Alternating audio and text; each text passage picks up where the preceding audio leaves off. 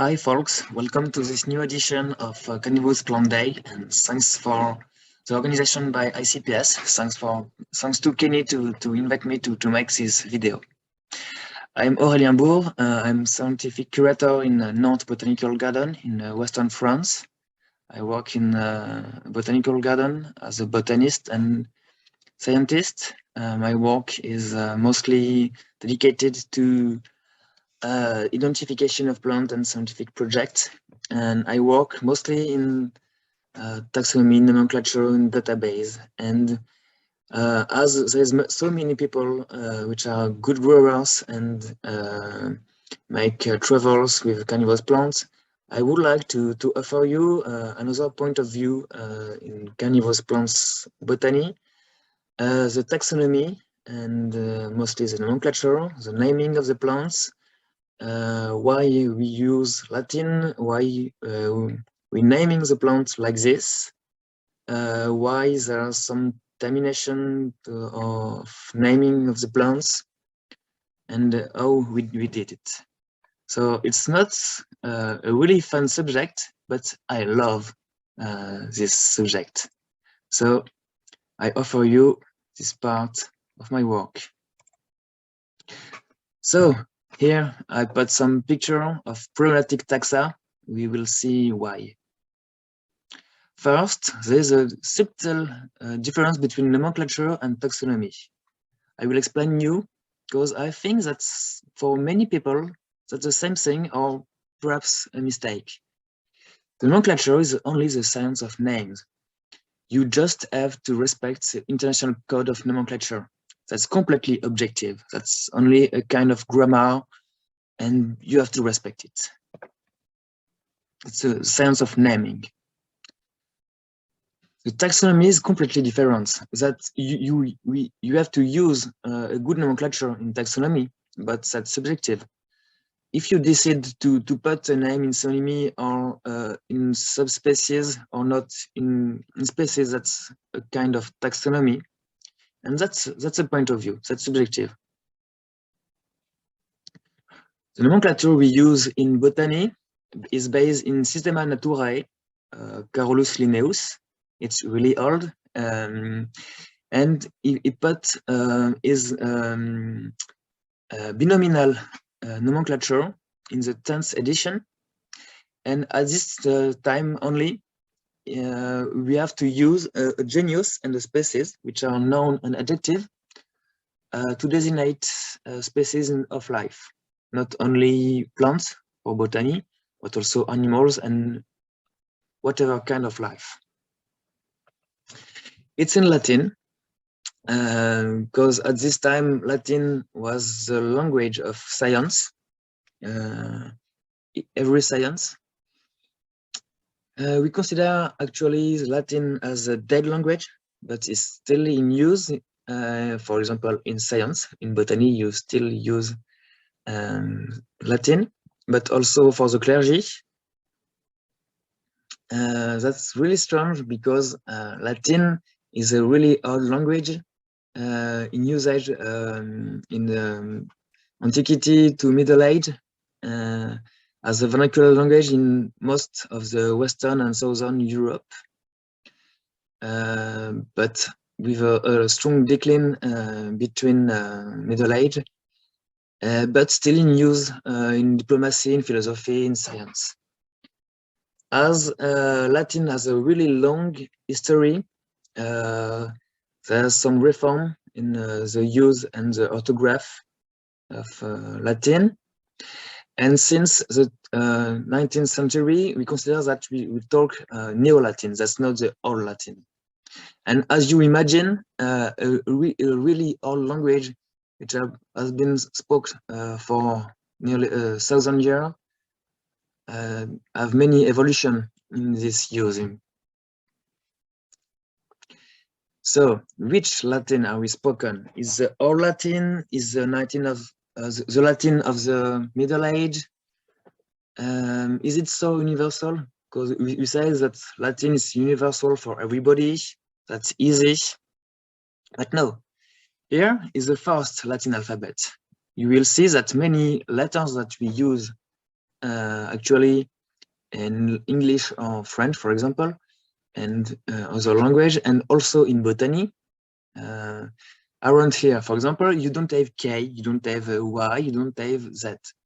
These letters came from ancient Greek after, so that's not the pure Latin.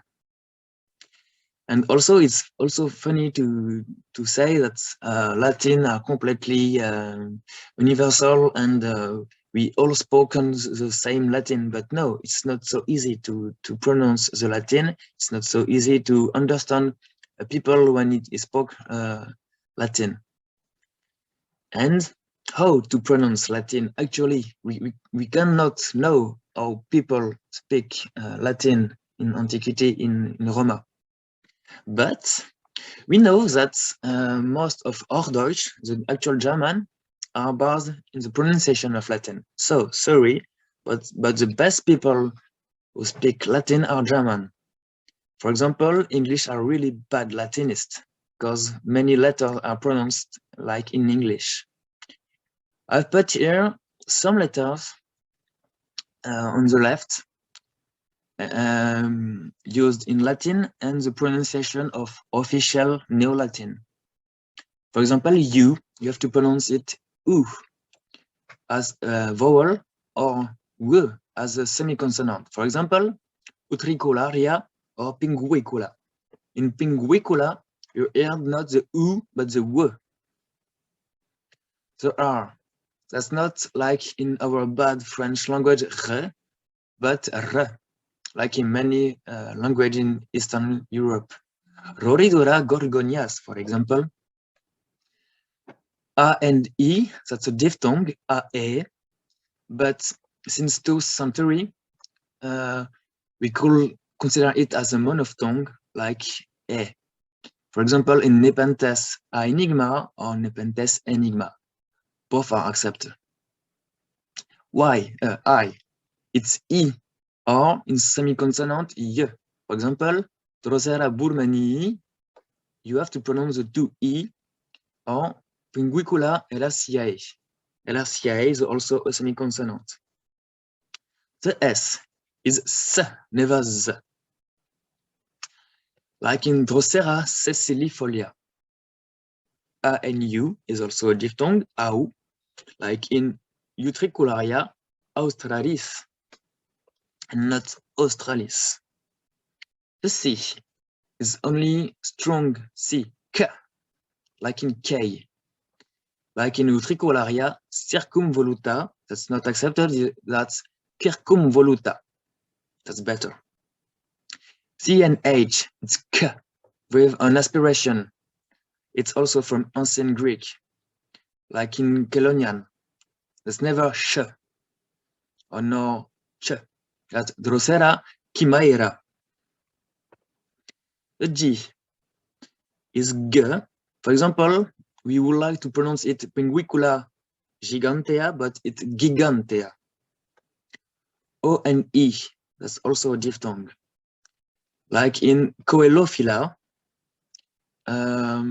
we could also say like in Drosera celophila or Chelophila, that's better. The C is always strong, sorry. P and H, before it was a P and an aspiration, P, but we could pronounce it F, like in Philosophia. For example, here, Nepenthes epithiata or ephipiata. Q and U, it's Q. Like in our example of a semiconsonant. Utricularia quinquedentata. T and H, that's not a fricative consonant like in English, sa. It's T, like here. Drosera tisanocephala. The X is always X, never X. Like here, Drosera xerophila. The Y, it's funny.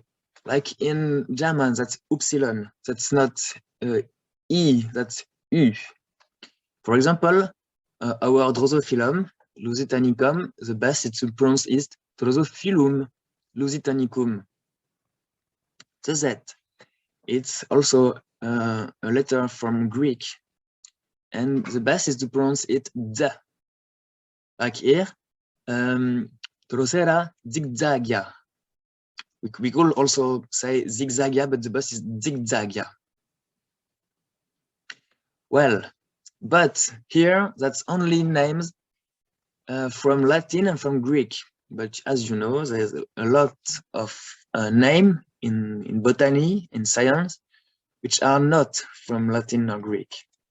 And in this case, you have to pronounce like in the original language. For example, that we would like to pronounce again Lycéa is from French, Genlis. Genlis is the name of a city near Dijon. And it's dedicated to a people, Madame de Genlis. So the best is to pronounce it Genlisea. For example, Nepenthes Attenborough, you have to pronounce like in English, Attenborough, Sir David Attenborough. So Nepenthes Attenborough. Here, Nepenthes Chang. It's also another language from the Thai, Chang, not Kang. Here, Nepenthes Yamban. So in this case, we could pronounce like in Latin, but it came from Bahasa. Utricularia Ga'aguju, it came from Aboriginal language. So I'm not sure that I pronounce well. Another example from Tupi, Yamandakaru, Utricularia Jamakaru, I suppose. Here from Hispanic language, Pinguicula Chuquisacensis. So there's only small examples, but you have many examples in Latin which are coming from other language. You cannot imagine how you have to pronounce it every time. So it's better to know it, but that's not a problem if you pronounce like in Latin. So now the grammar. It don't look like this, but grammar in Latin is really fun. It's like in German also. You have 3 genders, not only 2, masculine, feminine, and neutral, but also 5 declination, not only 3 like in German, and 6 cases. Nominative when you have a subject, vocative when it's an apostrophe, accusative when it's a direct object, genitive when it's a possessive phrase, dative when it's you have an indirect object, and ablative when that's an adverbial phrase. In every case, the genius, which is a noun, has to be in agreement with the gender or the declination or the 2. So the termination of your name, the gender, the genius, sorry, you have to use these 3 criteria to adapt it. It could be complicated when you don't know Latin, but it's not so complicated. For example, many of the genera in Carnivorous plant are feminine. Most are coming from the first declination in genitive. That's easy. Every name ending on A, like Aldrovanda, Brocchinia, Utricularia, and other. There's only 2 genera, 2 species even, that are neutral, and all are in the second declination, in nominative, Triphiophilum and Drosophilum. Cephalotus is also from 3rd declination. That's the only gender, masculine genera in botany of carnivorous plant. That's also a nominative. Nepenthes. This one is also in the 3rd declination. It's a feminine genera in nominative also. And in the 3rd declination, you have Biblis and Catopsis, both coming from Greek, are feminine in genitive case. After this name, this genera are known in grammar and have to be adapted with the adjective, which are the species. The specific epithet is an adjective, and you have many examples, but first you have 2 classes of adjective. The first class is easy. You have to applicate it in the first and second declination. And for our case, in feminine, that's really, really common.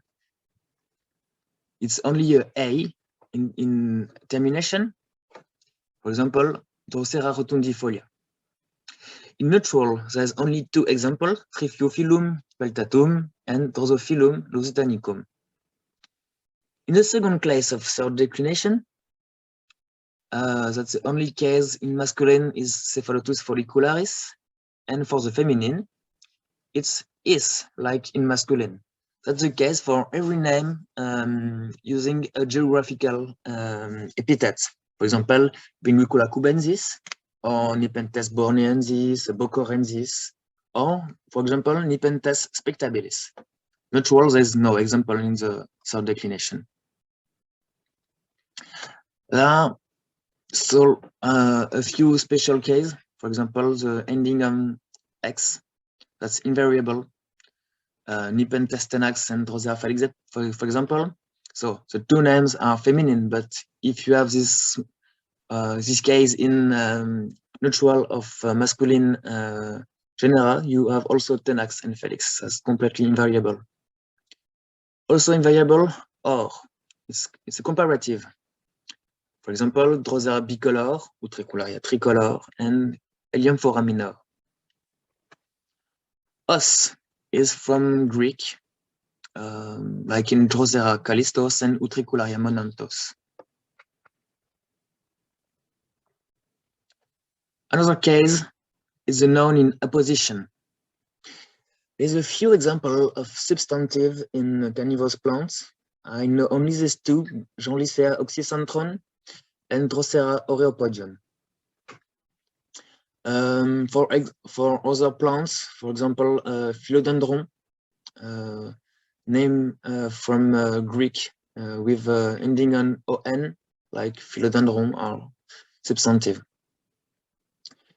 And another thing, that's the name from another language in apposition.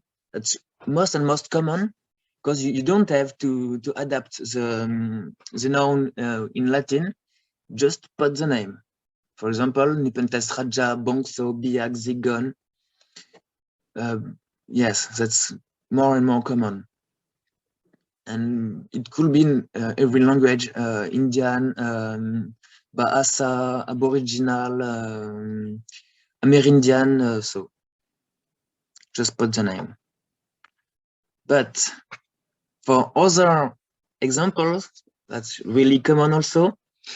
When you put a complement of gender name with a noun, for example, when you would like to honor a people with a name of a species, really common in botany, and in Carnivorous Plants there's several examples.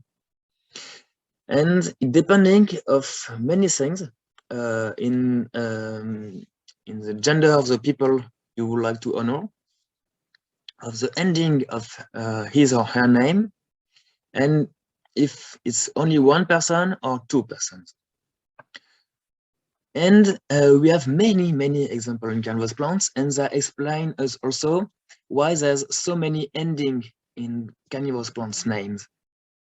For example, if the people you would like to honor his name finished by a vowel, and only if not the A, you have to put A and N and the ending. For example, for Rose, it's Drosera roseana.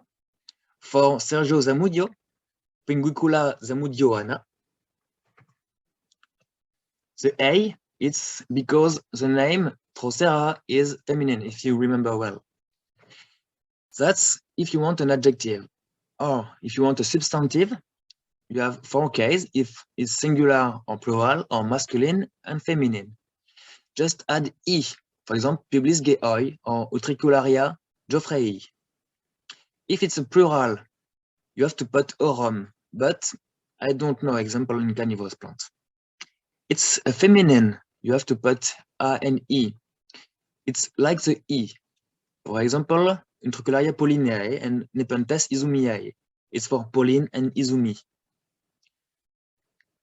And if you would like to honor several women, you have to put Arum, but I don't know an example in Carnivorous Plants. If the name of the people you would like to honor finishing by a, you have to put the N and the ending, just like here, but without the A, because we ever have it in the name of the people. For example, Utricularia corneliana honor Cornelia. We don't have so many examples, because that's a special cause. But, for example, Ceciliae for Cecilia, Nepenthes Ceciliae. If it's finishing by a consonant, but not ER, not R, you have to put IAN, like in Utricularia buttingiana, when you like an adjective. And if you want a substantive, like EE, that's the most common case. Drosera umbertii, for example. There's many examples. And that's explain why sometimes you have a E and sometimes you have EE. If you would like to honor a woman, it's IAE, like in the first case when the name finishing by a vowel. But here you have to put E, like in Pinguicula Elerciae. It's an interesting case, Elerciae, because first it was published as Elerciae, but it's a fault. You have to put a E, Elerciae. And if you like honor people finishing by R, you have to put INAN, like in the first case. If you would like an adjective, like in Pinguicula esseriana. E, for example, Ukeri and Pinguicula casperi. That's the small difference between these two cases. The first case, that's a consonant, and the second case, that's a consonant by ER. If you would like to honor several persons, Orum, like Drosera Artmeyerorum, the brother Artmeyer, and the other case, we don't have any examples. The last example, which is not really common in botany and even in Carnivorous plant, I know only one example. When you have a genitive singular, for example, that's the only one I know, Pinguicula clivorum. It's the genitive of clivus meaning slopes. So, after the grammar, nomenclature by itself. As I say, it follows International Carnivorous Plants, International Code of Nomenclature, that you have it here. The last one is a Shenzhen code. It's not so old. And Nicolas Sörland published the code decoded.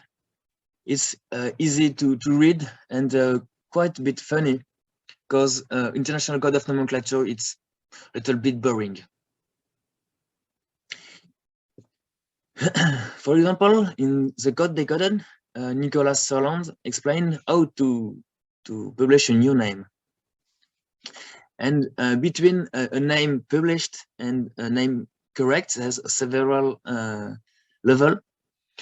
And here he explained, for example, how to publish a name.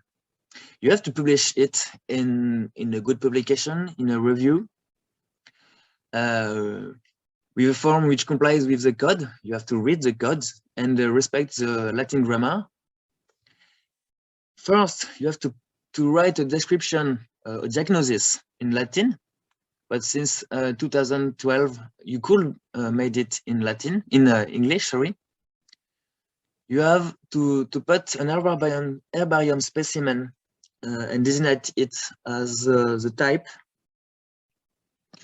The type have to be designated in the prologue of the description of your plant and conserved in an institution, an herbarium, like in Kew Garden. And you have also to precise it in the prologue of your description. You could see all the publication of the new names in IPNI, for example, that's a quite nice base from Q Science. You could see all the name of carnivorous plants, or every plant, of course, which have been published. And you could see even really old names that are not in usage. Of course, it could have some mistakes. Like a recent example, Nepenthes amabilis. The name are nomen illegitimum because the name amabilis has ever been used. In other case, it's an isonym when the name have even been combined. Here, Pinguicula cosensis is a nice example because there's several different mistakes here. The name was before described as a subspecies by Casper, but after Roxia, Gluck, Lampard, Astertiop, Remington, and Andreas Fleischmann, but it as a new species, but the name was false. We will see after. So the good name is here. Pinguicula cosensis Roxia. This one is an isonym because it was published after Roxia. You have anteriority in Latin in publication. First come, first serve.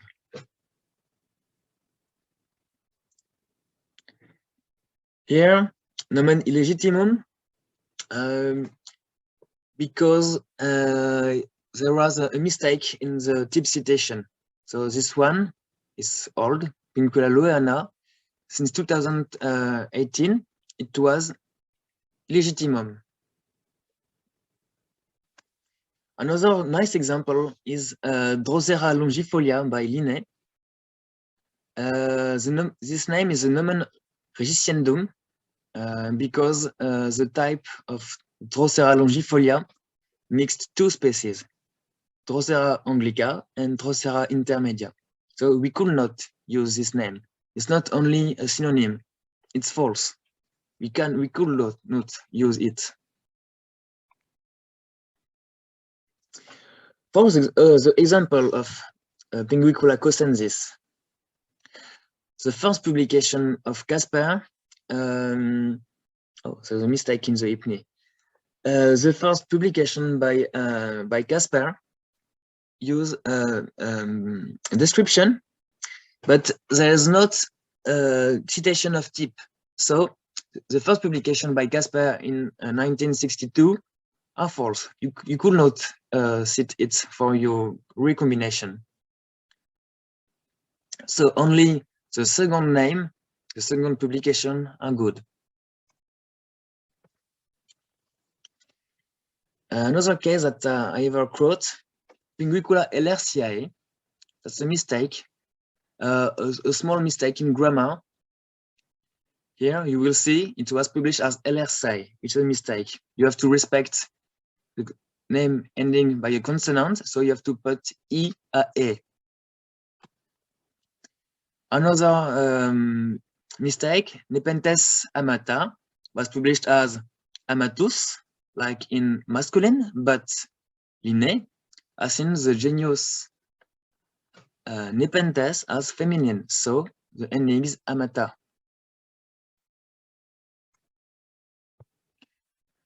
After nomenclature, taxonomy. Taxonomy are completely different. You use nomenclature, but you have to put a point of view. For example, Pinguicula cosensis and Pinguicula longifolia subspecies cosensis are the same species, the same taxa, the same taxon, but it's a point of view. In one case, it's a species. In the second case, it's a subspecies. That's a point of view. That's taxonomy. And that's completely subjective. But you could say what you want if you have if you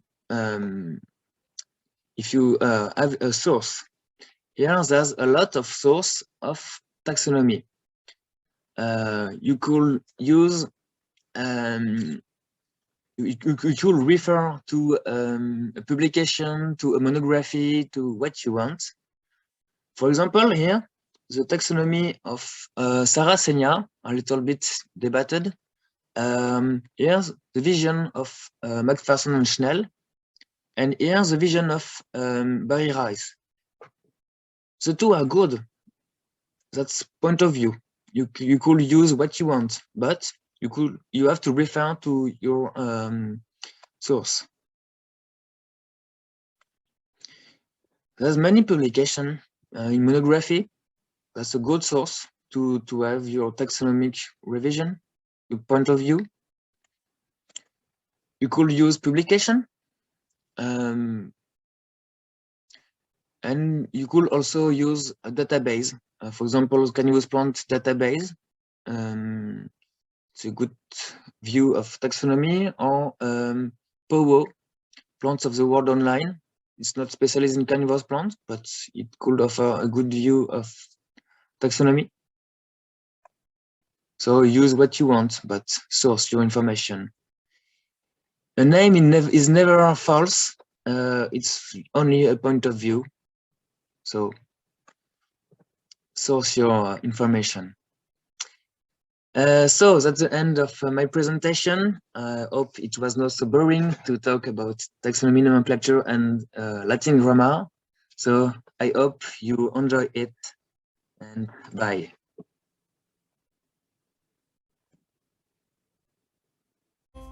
The International Carnivorous Plant Society wants you to be successful with your plants. We welcome growers just getting started all the way through professional scientists. We started an annual World Carnivorous Plant Day to celebrate these spectacular plants. Take a look around our website and you'll find historic documents about carnivorous plants, growing guides, free educational resources, and more. Have questions? Ask. We don't bite, but our plants do.